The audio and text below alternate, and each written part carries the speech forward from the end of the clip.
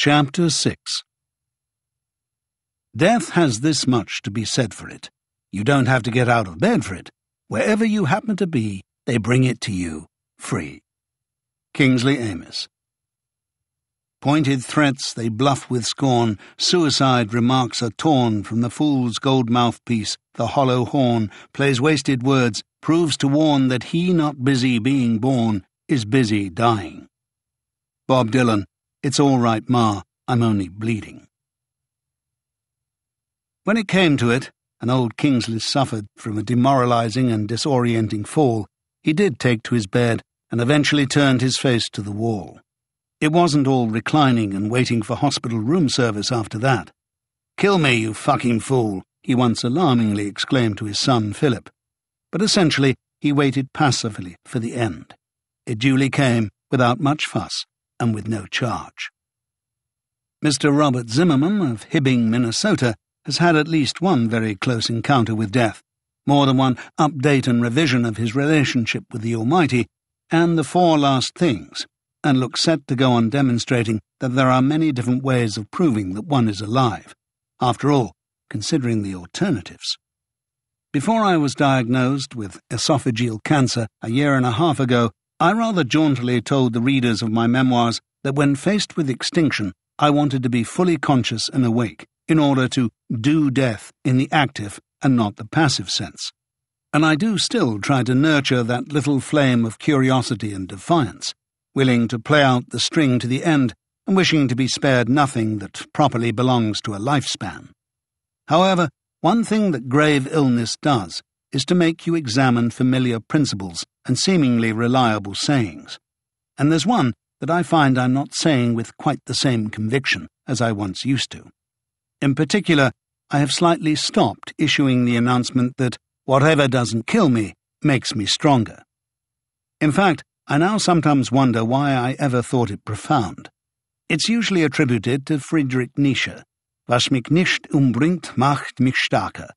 In German, it reads and sounds more like poetry, which is why it seems probable to me that Nietzsche borrowed it from Goethe, who was writing a century earlier. But does the rhyme suggest a reason? Perhaps it does, or can in matters of the emotions.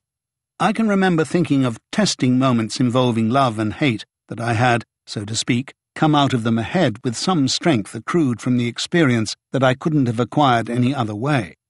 And then, once or twice, walking away from a car wreck or a close encounter with mayhem while doing foreign reporting. I experienced a rather fatuous feeling of having been toughened by the encounter.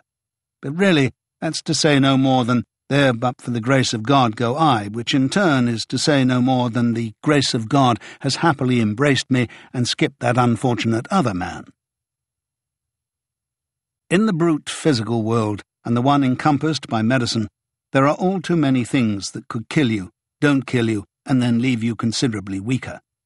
Nietzsche was destined to find this out in the hardest possible way, which makes it additionally perplexing that he chose to include the maxim in his 1889 anthology, Twilight of the Idols. In German, this is rendered as Götzendämmerung, which contains a clear echo of Wagner's epic. Possibly his greatest quarrel with the composer, in which he recoiled with horror from Wagner's repudiation of the classics in favour of German blood myths and legends, was one of the things that did lend Nietzsche moral strength and fortitude. Certainly the book's subtitle, How to Philosophize with a Hammer, has plenty of bravado. In the remainder of his life, however, Nietzsche seems to have caught an early dose of syphilis, very probably during his first ever sexual encounter, which gave him crushing migraine headaches and attacks of blindness, and metastasized into dementia and paralysis. This, while it didn't kill him right away, certainly contributed to his death, and cannot possibly in the meanwhile be said to have made him stronger. In the course of his mental decline, he became convinced that the most important possible cultural feat would be to prove that the plays of Shakespeare had been written by Bacon. This is an unfailing sign of advanced intellectual and mental prostration. I take a slight interest in this because not long ago I was invited onto a Christian radio station in deepest Dixie to debate religion. My interviewer maintained a careful southern courtesy throughout, always allowing me enough time to make my points, and then surprised me by inquiring if I regarded myself as, in any sense, a Nietzschean. I replied in the negative, saying that I had agreed with some arguments put forward by the great man, but didn't owe any large insight to him, and found his contempt for democracy to be somewhat off-putting. H.L. Mencken and others, I tried to add, had also used him to argue some crude social Darwinist points about the pointlessness of aiding the unfit, and his frightful sister Elizabeth had exploited his decline to misuse his work as if it had been written in support of the German anti-Semitic nationalist movement. This had perhaps given Nietzsche an undeserved posthumous reputation as a fanatic. The questioner pressed on, asking if I knew that much of Nietzsche's work had been produced while he was decaying from terminal syphilis. I again responded that I had heard this and knew of no reason to doubt it, though knew of no confirmation either. Just as it became too late, and I heard the strains of music and the words that this would be all we would have time for, my host stole a march and wondered how much of my own writing on God had perhaps been influenced by a similar malady. I should have seen this gotcha coming, but was left wordless. Eventually, and in miserable circumstances in the Italian city of Turin, Nietzsche was overwhelmed at the sight of a horse being cruelly beaten in the street. Rushing to throw his arms around the animal's neck, he suffered some terrible seizure and seems for the rest of his pain-racked and haunted life to have been under the care of his mother and sister. The date of the Turin trauma is potentially interesting. It occurred in 1889, and we know that in 1887 Nietzsche had been powerfully influenced by his discovery of the works of Dostoevsky. There appears to be an almost eerie correspondence between the episode in the street and the awful graphic dream experienced by Raskolnikov on the night before he commits the decisive murders in Crime and Punishment. The nightmare, which is quite impossible to forget once you've read it, involves the terribly prolonged beating to death of a horse. Its owner scourges it across the eyes, smashes its spine with a pole, calls on bystanders to help with the flogging. We are spared nothing. If the gruesome coincidence was enough to bring about Nietzsche's final unhingement, then he must have been tremendously weakened or made appallingly vulnerable by his other unrelated sufferings. These, then, by no means served to make him stronger. The most he could have meant, I now think, is that he made the most of his few intervals from pain and madness to set down his collections of penetrating aphorism and paradox. This may have given him the euphoric impression that he was triumphing and making use of the will to power. Twilight of the Idols was actually published almost simultaneously with The Horror in Turin, so the coincidence was pushed as far as it could reasonably go. Or take an example from an altogether different and more temperate philosopher, nearer to our own time. The late Professor Sidney Hook was a famous materialist and pragmatist who wrote sophisticated treatises that synthesized the work of John Dewey and Karl Marx. He, too, was an unrelenting atheist.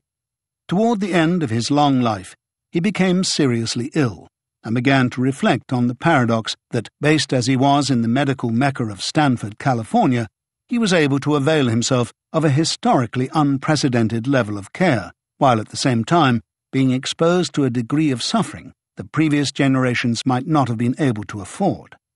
Reasoning on this, after one especially horrible experience from which he had eventually recovered, he decided that he would, after all, rather have died. I lay at the point of death. A congestive heart failure was treated for diagnostic purposes by an angiogram that triggered a stroke. Violent and painful hiccups, uninterrupted for several days and nights, prevented the ingestion of food. My left side and one of my vocal cords became paralyzed. Some form of pleurisy set in, and I felt I was drowning in a sea of slime. In one of my lucid intervals during those days of agony, I asked my physician to discontinue all life-supporting services, or show me how to do it. The physician denied this plea, rather loftily assuring Hook that someday I would appreciate the unwisdom of my request. But the Stoic philosopher, from the vantage point of continued life, still insisted that he wished he had been permitted to expire. He gave 3 reasons. Another agonizing stroke could hit him forcing him to suffer it all over again. His family was being put through a hellish experience. Medical resources were being pointlessly expended. In the course of his essay, he used a potent phrase to describe the position of others who suffer like this, referring to them as lying on mattress graves. If being restored to life doesn't count as something that doesn't kill you, then what does? And yet there seems no meaningful sense in which it made Sidney Hook stronger. Indeed, if anything, it seems to have concentrated his attention on the way in which each debilitation builds on its predecessor and become one cumulative misery with only one possible outcome. After all, if it were otherwise, then each attack, each stroke, each vile hiccup, each slime assault would collectively build one up and strengthen resistance, and this is plainly absurd. So we're left with something quite unusual in the annals of unsentimental approaches to extinction. Not the wish to die with dignity, but the desire to have died.